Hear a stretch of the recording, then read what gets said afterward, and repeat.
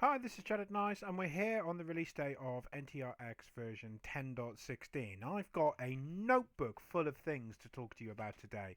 10.16 has been a long-awaited release. We've got a bunch of new features and functionality and some important engineering updates, so let's get started. One of the first important things that we've done is made some changes on how Teams reconciliation works. What we've seen over the last couple of months is customers are using Microsoft Teams, but they're also enabling features like record on demand or selective recording. For those that don't know, record on demand is where we publish an app into the client's Teams enterprise, and they can choose to either start the call recorded and click the button to stop, or start the call unrecorded and click the button to start. And of course, we can trigger things like pre-announcements at the same time. Selective recording is really clever. What selective recording does is it makes a determination should the call be recorded or not based upon the rules that have been programmed by the customer. For example, internals are not recorded, externals are recorded, or never record our chief compliance officer, or only ever record the meeting where it says internal or external or whatever it is. The problem with that is if you're trying to do a reconciliation against a phone system that's generated 1,000 calls, but the business only needs 900 of them to be reconciled, you're going to get reconciliation errors. So we've now made a determination with some pretty clever engineering about helping customers to only reconcile against the calls that they've expected to be recorded. That's available in 10.16 and it's good to go.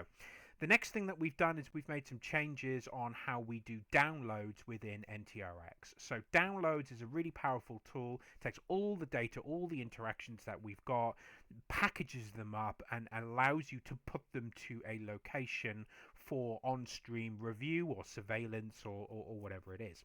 One of the new developments that we've done is now allow downloads to package up all of the different types of interactions into something like a zip file, and that can of course be encrypted or unencrypted.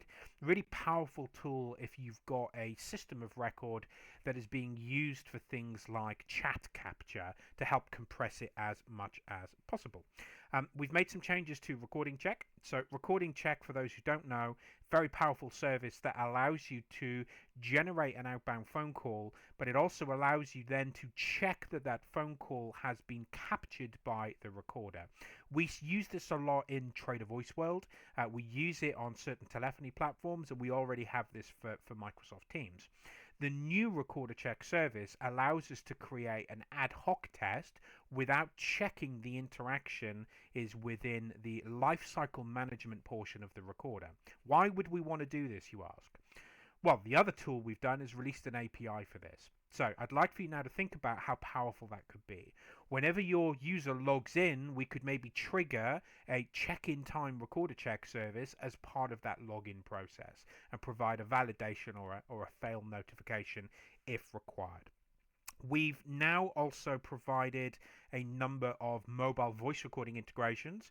10.16 seems to be the MVR product. So we've got lots of new integrations from lots of different vendors, all the way from just voice right the way through to SMS and WhatsApp as well. That also includes a new MDM integration for Samsung Knox through a mobile provider. So Samsung Knox is an MDM. It's essentially what it does, a mobile device management software that allows you to make sure that anything that happens on the mobile should only be happening on the mobile. Things like only run that app and don't allow, spurious software installations.